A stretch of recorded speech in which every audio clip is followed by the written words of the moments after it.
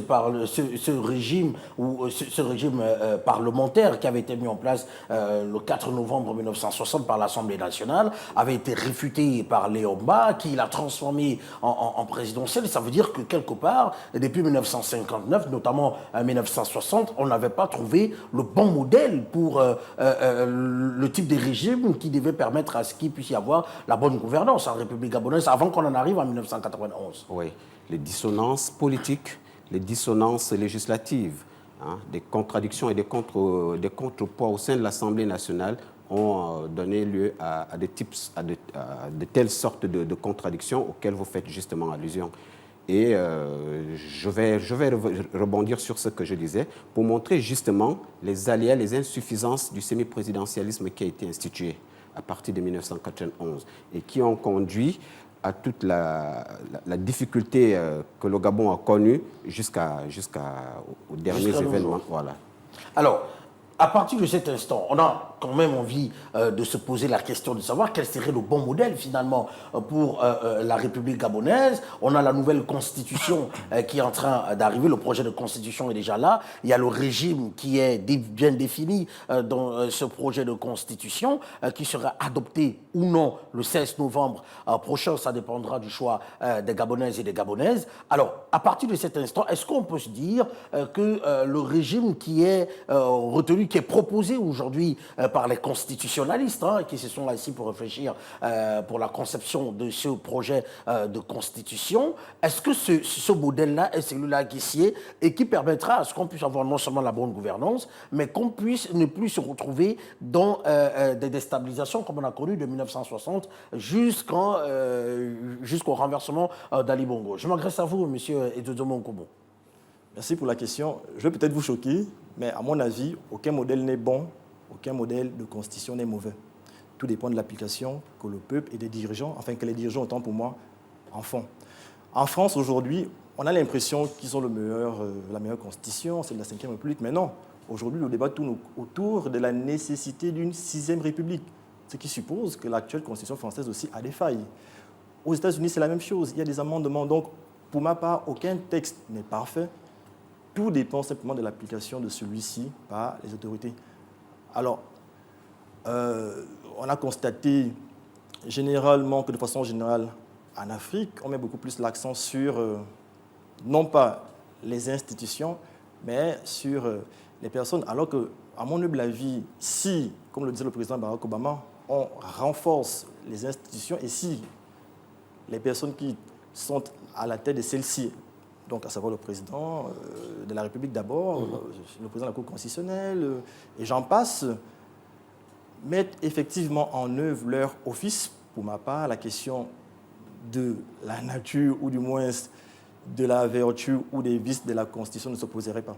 Donc, ça veut dire pour vous, c'est l'application ou encore l'applicabilité des textes qui pose problème. Monsieur Ibanila, il y a quelqu'un qui a dit sur ce plateau, je me souviens, qui avait dit, et qui rejoint effectivement ce que venait de dire monsieur Dodoma Nkoumou, que le tout se joue d'abord au niveau de la première institution du pays. Si c'est bien établi, le reste suivra.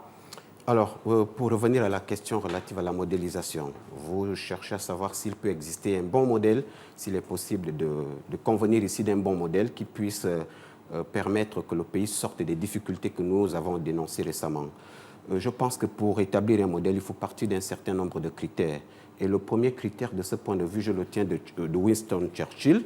Winston Churchill disait que la démocratie est le moins mauvais des régimes politiques. Il y a plusieurs types de régimes, je les ai cités d'entrée de jeu, mais de tous ces régimes, la démocratie est le moins mauvais. Donc, quel est le bon modèle? De ce point de vue, le bon modèle, c'est le moins mauvais des modèles. La démocratie. Par exemple, si on se situe du point de vue de la dynamique trinitaire, parlementarisme, semi-présidentialisme et présidentialisme, le moins mauvais serait donc le présidentialisme. De ce point de vue, à partir de cette lecture, ça c'est d'un premier point de vue. Dans un second point de vue, le bon modèle serait alors, sur la base de la recherche des critères, le bon modèle serait également alors celui qui favorise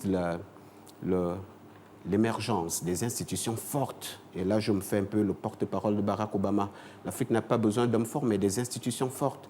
Or, quel est le modèle qui le permet? Ce n'est pas le semi-présidentialisme, c'est davantage soit le parlementarisme, soit le présidentialisme.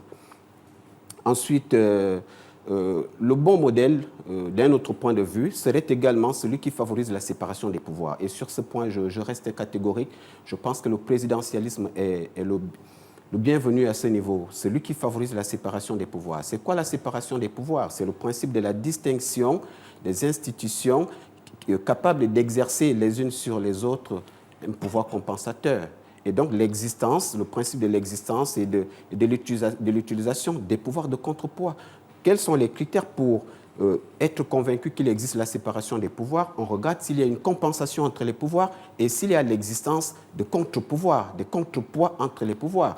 Est-ce que les pouvoirs sont capables de se compenser du point de vue de leurs lacunes et de leurs insuffisances pour permettre à ce que la République gagne?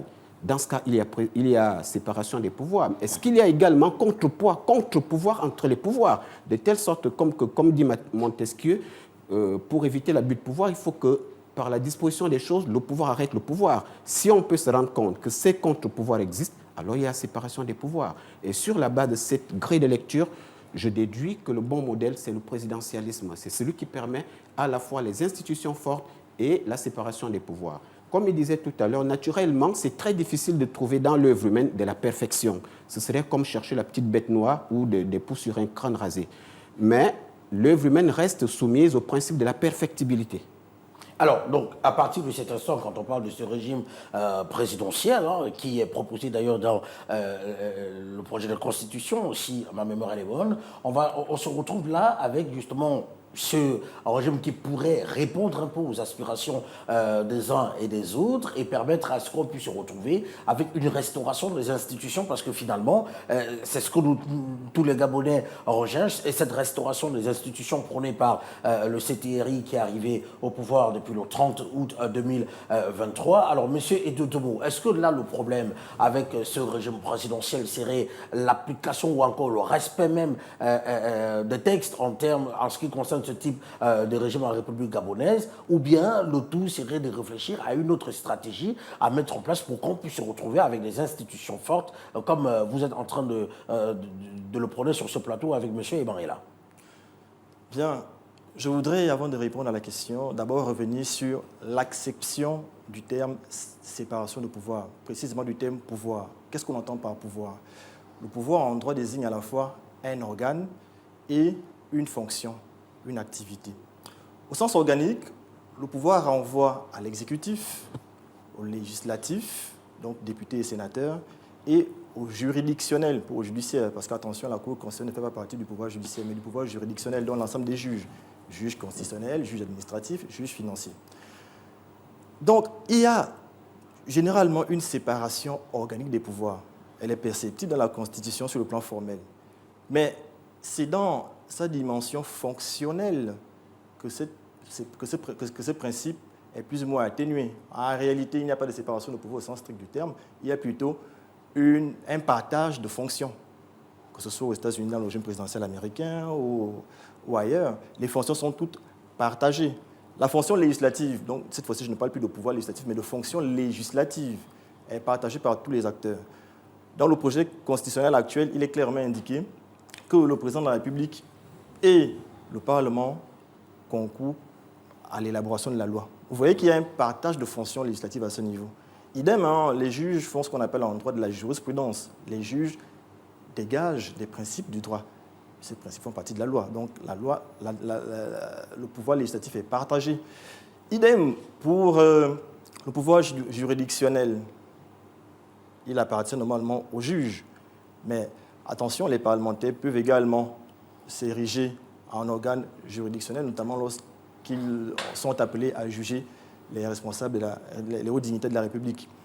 Idem, le président de la République intervient dans la fonction juridictionnelle à travers son droit de grâce et en tant que président du Conseil supérieur de la magistrature. Même la fonction exécutive est partagée.